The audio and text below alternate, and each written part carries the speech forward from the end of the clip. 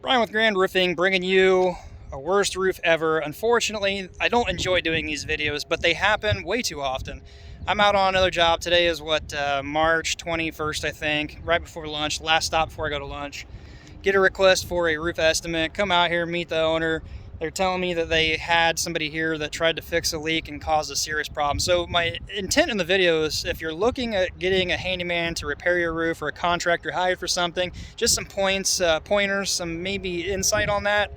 Not to smear the guy's name, because I don't want him getting pissed and coming at me, trying to sue me for something.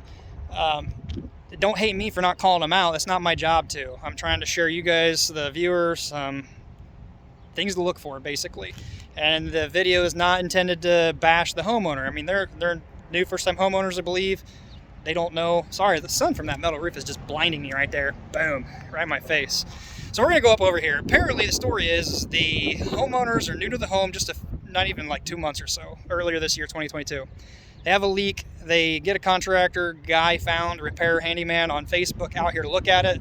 She said they pressured her for about an hour to try to get a brand new roof bought. We'll talk about that. Yeah, it could use a new roof. And some of my thoughts on it. But after trying to hound her for about an hour to get a new roof, they just go back to the truck, go get a bucket of tar and some metal and come up here and do stuff, and then present her with a bill for $300. They felt kind of pressured and obligated to pay, and now they don't know what to do. This can all be avoided. Before we get into this down here, let me just share real quick. So if somebody comes out and they're representing themselves as a business or a company, and they, one, don't have a business card, they don't have a business address, they don't have a marked truck, it's beat up, those are probably good indications. Not always, but a big majority of the time, you don't want to use them. So let's just get into the video here. You want to see the mess here. So this is the repair they did. She said it was $300.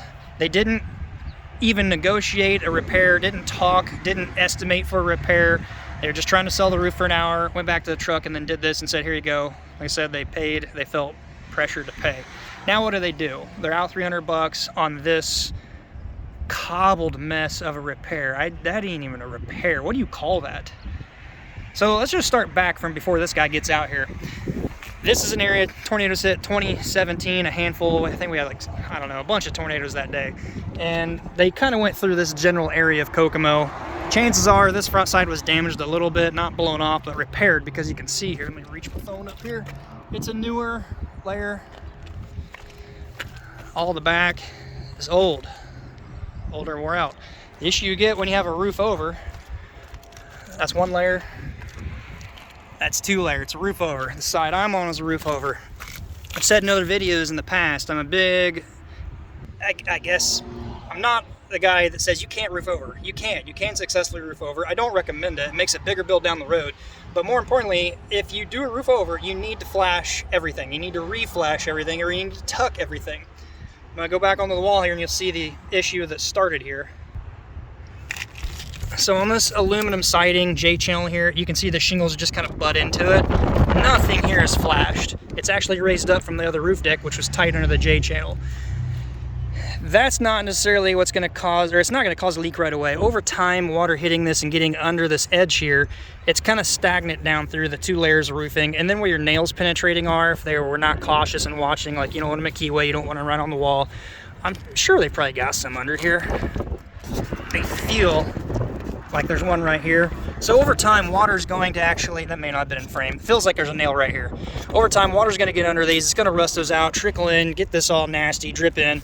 Some other big issues, the rot on the wood window, the way the window sits in here and the J-channel is actually out from the siding. Those are all areas where water's gonna get in. Same with this down here. I mean, they kind of had an idea of what they needed to cover. It's just there's so many other ways of doing it than this. They literally just cobbled some galvanized metal in here, didn't even bend it with a nice 90-degree bend, put it on the face, wrapped the window here, face nailed the shingles and just put dabs of tar on them. The worst thing you can ever do. And didn't even tuck under anything. Right here, horrible. Water running down in this. They actually made the issue worse.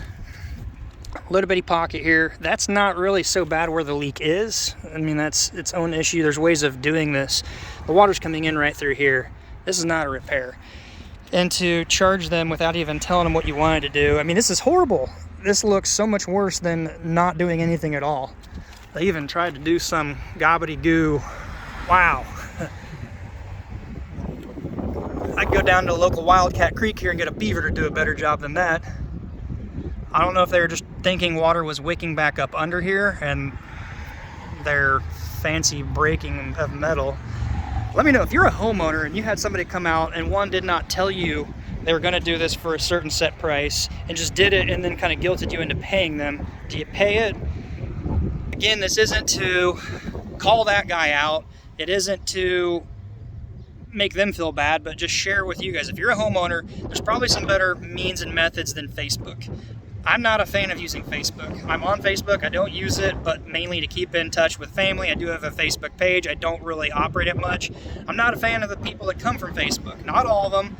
I'm not judging you, but you got to understand when people are looking for the cheapest price, they're going to go those routes and they're going to bring those cheap people to come to do it. I'm not that guy.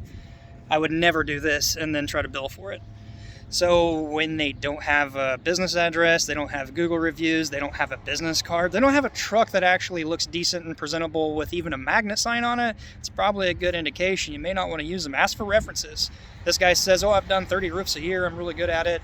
Can't produce any addresses or references. If you want some people, some references, I'm sure I could make a few phone calls, be like, hey, do you care if I give your name and number out to this person that's interested? I've got some people that actually said, yeah, let them. You can go to Google Business My Listing or whatever. I can't edit those. Those are people that legitimately left good reviews. Those are all good areas. BBB, Better Business Bureau, scam. You can go out there and actually pay to have bad reviews removed. Better Business Bureau has nothing to do with a government agency, which, by the way, I'm not a fan of big government agencies. But BBB is not a good site. You can pay to have them removed. It's a business in itself. Same with Angie's List that got bought out by Home Advisor. Home Advisor is a big scam. They're a scam. Yeah, lots going on, a whole nother topic of a video there. So if you're watching this and you're a contractor, do you agree with what I'm saying here? Let me know down below. What should be done here? What kind of course of action should they try to take? It's probably not even worth going after the guy. I heard that she said that he had actually blocked him already. I did a quick Google search of his name, pops up, he's got multiple Facebook pages, very similar, very vague. Probably has no assets to even go after. Not that $300 is really worth going after. Take it as a lesson learned. If you've seen this far into the video, you might be able to learn something by it and try to avoid this happening to you, I guess. Go back to... So I would recommend a whole new roof, yes. This front layer is not that good, but it has its own issues. Things like this are never going to hold up. That's a mess in itself. The flashing around the chimney is going to develop problems.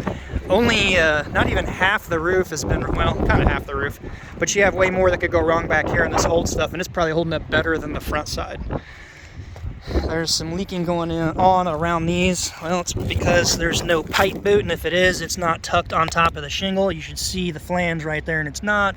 You got cracks right here clearly going on. Typically, these are going to leak in between a wall most of the time, especially if they're cast iron. Those typically go down in between a wall. You're not going to see those leak except maybe at the top of the roof where the ceiling comes through next to the wall, like right here.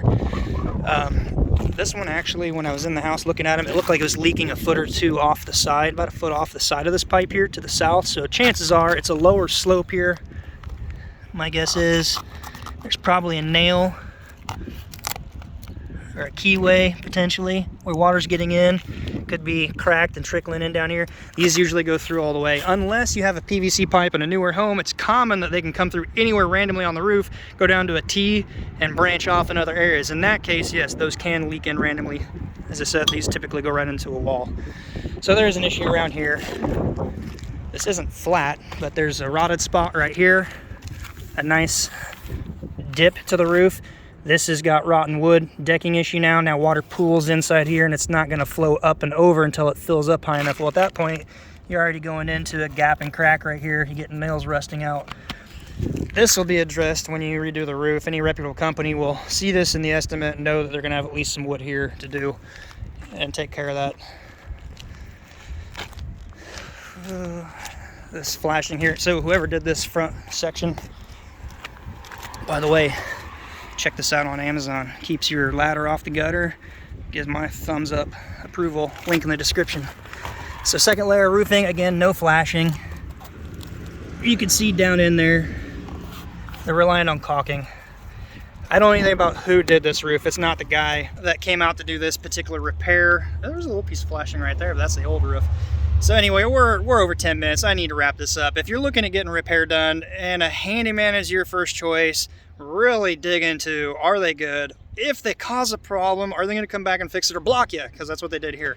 Are they going to do something and hit you with a bill? Or are they going to say, hey, I might be able to do this. Here's my price. By the way, here's my business address or here's my phone number. I'm not going to block you. If there's a problem, call me, come back and fix it. This is just some things to consider. Now there's some pretty good damage going on inside, and it's not just simple drywall repair. It's actual plaster lath, which is kind of an art and a skill and hard to find anyone. But hey, there's probably a repairman out there, a handyman, that'll be able to do that for you. Sorry, had to. I'm going to get some rough measurements of this, quote a repair, or I'm sorry, a replacement for this here. It's not really worth saving and salvaging. The costs are ever constantly going up on a regular weekly basis now, almost, it seems. So it's not worth just doing a repair, having a shorter lifespan, having other issues come on. Just replace it, get it done. If you're on the fence of getting your roof done now, or maybe in 5 years, you might want to consider doing it now. At this rate, we might have a $10 gallon of milk and $50 gallon of gas, possibly. I don't know. There's a lot of crazy things going on, and inflation is definitely here to stay. If you liked the video, give it a thumbs up. Links in the description down below. Consider subscribing if you haven't. Until next time, be safe, and we'll see you then.